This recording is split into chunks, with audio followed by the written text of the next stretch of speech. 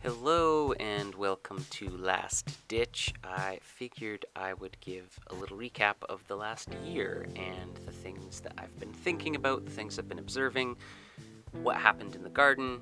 Um, this year was really just one of keep doing what I've been doing in the past, which is growing lots of tomatoes and peppers. There's my early start seedlings, and trying to visit other people's gardens and farms just to get an idea of what works in my area and things that I could potentially try around my apartment building.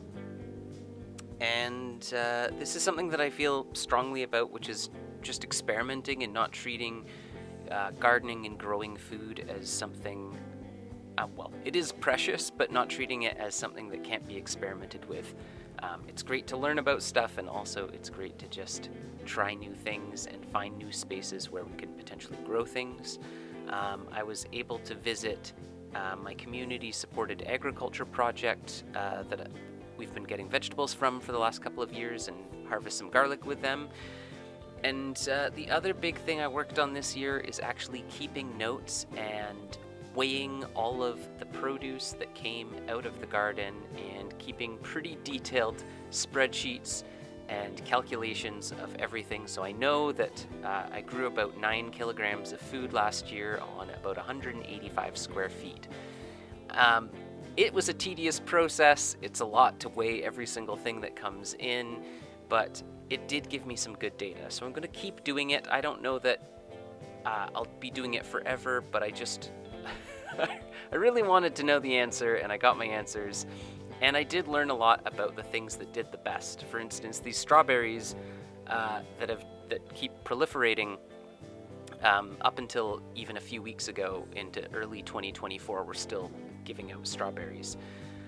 Weather-wise and climate-wise, it was a very normal year in the Pacific Northwest. At least in Vancouver, it felt like a year where we didn't have any major floods or storms, major droughts.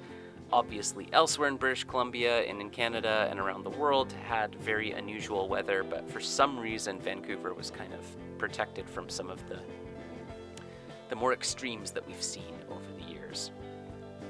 So I grew the things that grew the best this year, and I got the highest yields out of were tomatoes, peppers, as well as carrots. And then strawberries as well was another really great crop that I had growing. And honestly, things that I enjoy growing the most are things that don't take a lot of work. You just kind of plant them and they keep giving out fruit. So looking at, I'm always trying to incorporate more perennial food plants into my design. I'm mostly growing in containers, but I do have a few beds that I can use as well.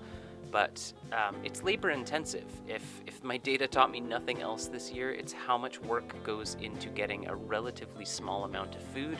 I'm very happy with how much food I could grow, but it is quite labor intensive, and I'm trying to dial in a little bit more the time and labor input versus the yield output. And I know that there's lots of very nerdy science out there about this. I mean, agriculture is based around this kind of thing. I'm really just trying to get my own sense of what works the best so that then I can kind of adapt to that. For instance, finding out things that grow really well under the laundry vent around my building. So these are some of the things that grew really well. As I said before, there were some carrots. My paprika peppers that I used to make paprika did really well again. There they are drying out. I just made paprika a few weeks ago. And tomatoes, when are tomatoes not prolific? We had tons and tons and tons of those.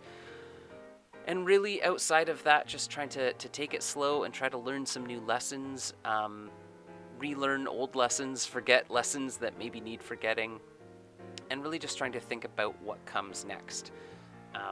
Early on, when I started talking about food and growing food, I had visions, like a lot of people, of buying a farm one day. That dream seems to be pretty hard to achieve anymore.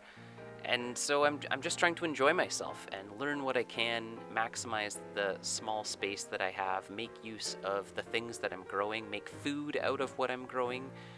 That's something that also gives me great hope, is being able to not just grow the raw product, but actually being able to make my own tomato sauces or paprika, other things like that. Wrapping up the year here, these are some orcas that I saw when I was visiting Galliano Island. Ah, that's it. That's a wrap. That was my whole year. I hope your year was good. I hope 2023 was as kind to you as it could be. And I hope that 2024 is also a great growing season for you. And I'd love to hear what you're growing, what you're experimenting with, and what you're learning. So leave a comment.